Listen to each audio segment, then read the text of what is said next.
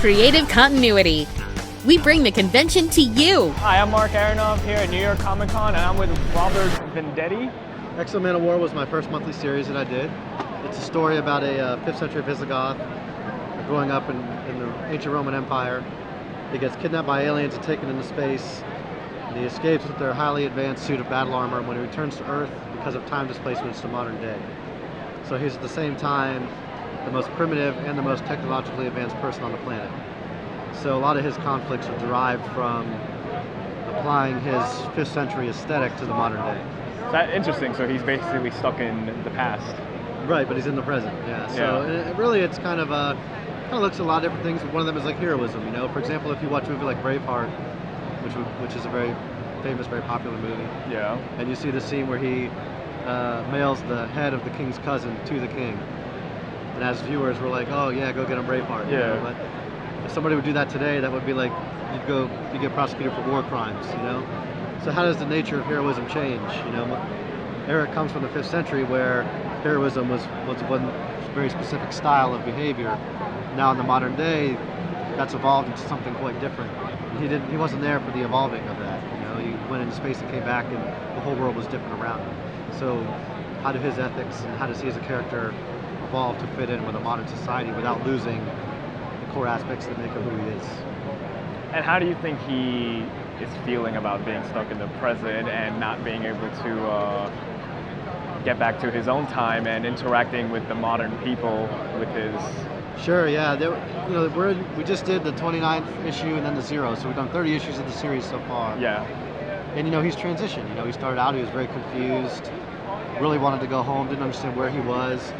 It's not even just that the people he knew are gone. Like, Visigoth culture doesn't even exist anymore. Like, his entire culture has disappeared, not just from the modern day, but even in a lot of ways from history. Like the Visigoth culture, because they were very nomadic during this time period, we don't even really know that much about them. You know, it's a very hard thing to pin down details about. So he was, of course, very alienated, but over time, he's come to understand that this is where he is, and the skill set and the things that he did when he was younger, fighting for the Visigoth people, they're now things that he can do in the modern day to fight and protect the planet as a whole. So he's kind of transitioned from being someone who's alienated and not knowing what their point was and what their purpose was to becoming a defender of Earth in a lot of ways. Yeah. And 30 issues in already. That's actually quite amazing. Are you excited that it's gotten this far? Are you happy? Yeah, absolutely. I mean, it was, like I say, it was the very first monthly series I ever did.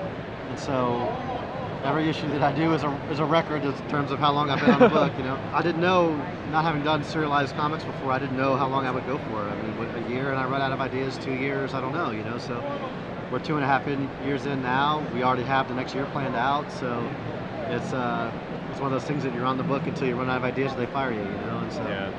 And bringing up XO, how did you come up with the idea of creating this type of story, and how did you... Well, the original XO Manowar was a Valiant concept from the 1990s, so that core idea of him being a Visigoth transported to the modern day, that was pre-existing. What we did and what Valiant as a line did when they relaunched was take a lot of these original concepts, stay true to what their core was, but update them and modernize them for today's reader.